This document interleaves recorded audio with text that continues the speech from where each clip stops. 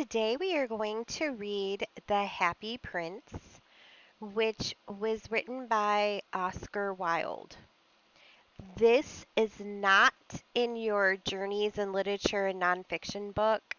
This can be found in the lesson under Read.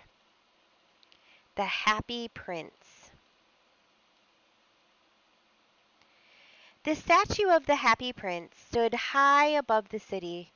It was covered with gold, its eyes were bright blue jewels, and a red jewel hung from its waist. Everyone thought it was very beautiful. "Why aren't you like the Happy Prince?" mothers said to their little boys when they cried. Sad men looked at the statue and said, "I am glad that someone in the world is happy." One night a little bird flew alone over the city. The other birds were all in Egypt now. "Where can I stay tonight?" he thought. Then he saw the statue. "I will stay there," he thought. "It's high up, so there is plenty of fresh air." He landed between the feet of the Happy Prince. "I have a golden bedroom," he thought. But as he put his head under his wing, a large drop of water fell on him. He looked up. "That is very strange," he thought. "There is not a cloud in the sky, but it is raining." Then another drop fell. "I cannot stay on a statue that does not keep me dry," he thought. "I must find another place." And he decided to fly away. But as he opened his wings, a third drop fell. He looked up and saw, ah, what did he see? The eyes of the Happy Prince were full of tears. Tears ran down his golden face. The face was very beautiful in the moonlight, and the bird felt sorry for him. "Who are you?" asked the bird. "I am the Happy Prince."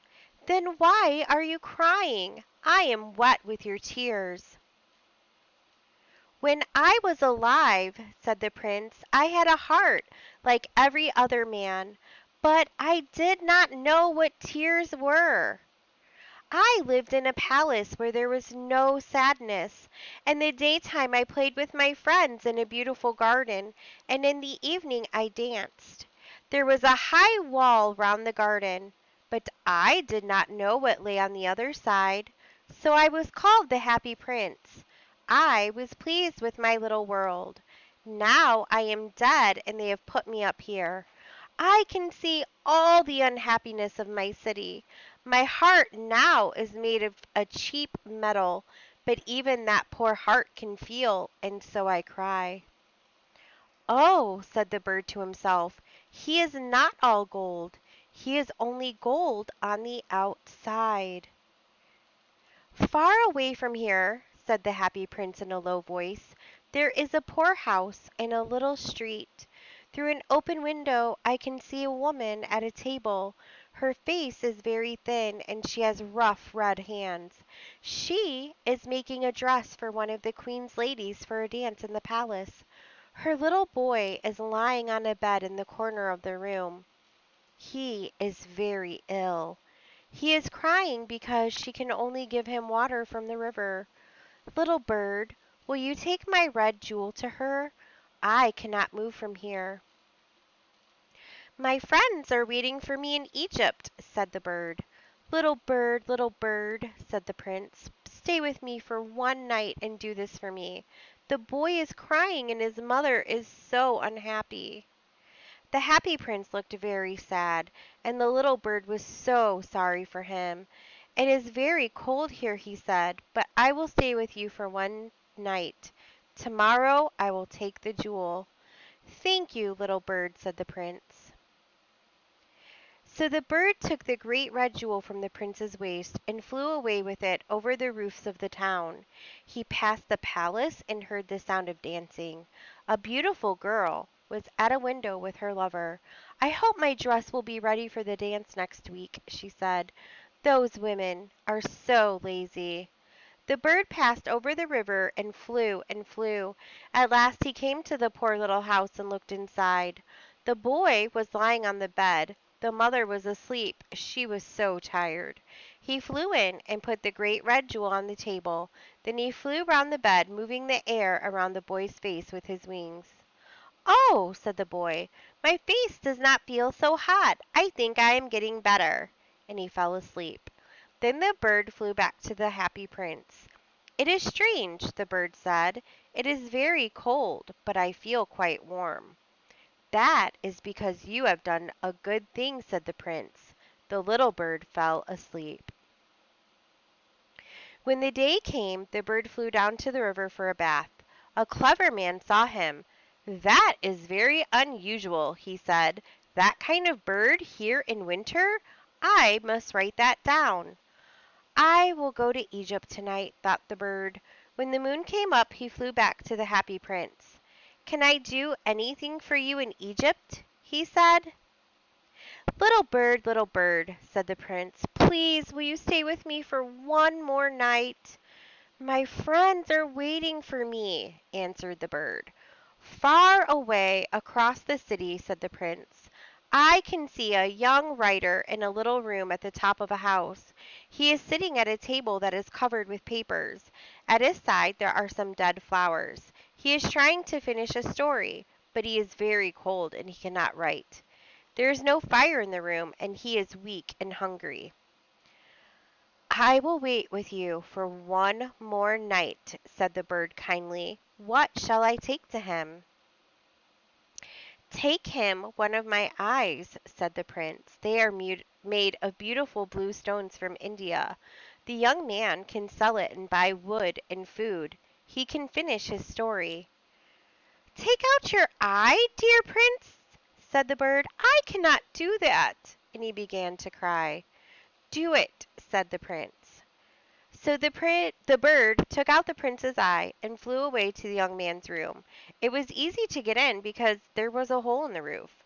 The young man was sitting with his head in his hand, so he did not hear the bird's wings. When he looked up, a beautiful blue jewel was lying on the dead flowers. "Someone likes my stories!" he cried happily. "This is a gift from someone who has read my books. Now I can finish writing this story." On the next day the bird flew down to the river. He watched the seamen working on the ships. "I am going to Egypt!" he cried, but no one listened to him. When the moon came up he flew back to the happy prince. "I have come to say good bye to you," he said. Little bird," said the prince, "please will you stay with me for one more night?" "It is winter," answered the bird. "The snow will soon come. In Egypt the sun is warm and the trees are green. Dear prince, I must leave you, but I will never forget you." A little girl is standing there in the square below. She is selling eggs. Her eggs have fallen on the ground and they are broken. She has no money to take home. Her father will hit her. Take out my other eye and give it to her. "I will stay with you for one more night," said the bird, "but I cannot take out your other eye. You will not be able to see." "Do it," said the prince. So the bird took out the prince's other eye and flew down with it. He flew to the girl and put the jewel in her hand. "This is a beautiful piece of glass," cried the little girl. She ran home laughing. Then the bird flew back to the prince. "You cannot see now," he said, "so I will stay with you." "No," said the poor prince, "you must go to Egypt." "I will stay with you," repeated the bird, and he slept at the prince's feet. The next day he stayed with the prince. He told the prince stories about the strange lands that he knew. "Dear little bird," said the prince, "you are telling me about strange and wonderful things, but the suffering of men and women is stranger than anything. Fly over my city, little bird. Tell me what you see there." So the swallow flew over the great city. He saw the rich eating and drinking in their beautiful houses. He saw the poor people sitting at the gate. He flew into the dark streets and saw the white faces of hungry children with sad eyes. Under a bridge, two little boys were lying close together to keep warm. "We are so hungry," they said. "You cannot lie there," shouted a guard. Then the bird flew back and told the prince. "I am covered with fine gold." said the prince. "Take it off piece by piece and give it to my poor people." The bird pulled off the gold until the happy prince looked gray and ugly. The bird took the gold to the poor, and the children's faces became brighter. "We have bread now!" they cried. Then the snow came. Ice followed the snow and hung down from the roofs of the houses. Everyone wore thick coats. The little bird became colder. He did not leave the prince, because he loved him too much. But he was dying. "Goodbye, dear prince," he said. "Can I kiss you?" "I am glad that you are going to Egypt," said the prince. "You have stayed too long. Kiss me, because I love you." "I am not going to Egypt," said the bird. "I am going to the house of death." He kissed the prince and fell down dead at his feet.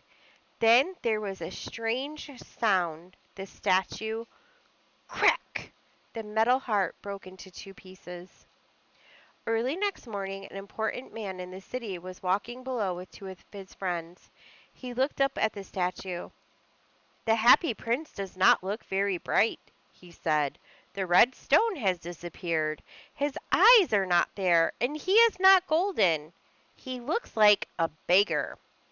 "Yes, he does," said the man's friends. "Here is a dead bird at his feet," said the officer. "We must make an order that birds cannot die here." They pulled down the statue of the happy prince and put it in the fire. A stream of bright metal ran out. "This is strange," said the workmen. "This broken piece in the middle of the statue has stayed hard. We must throw it away." So they threw it away with the dead bird. God said to his servants, "Bring me the two best things in the city." They brought him the broken heart and the dead bird.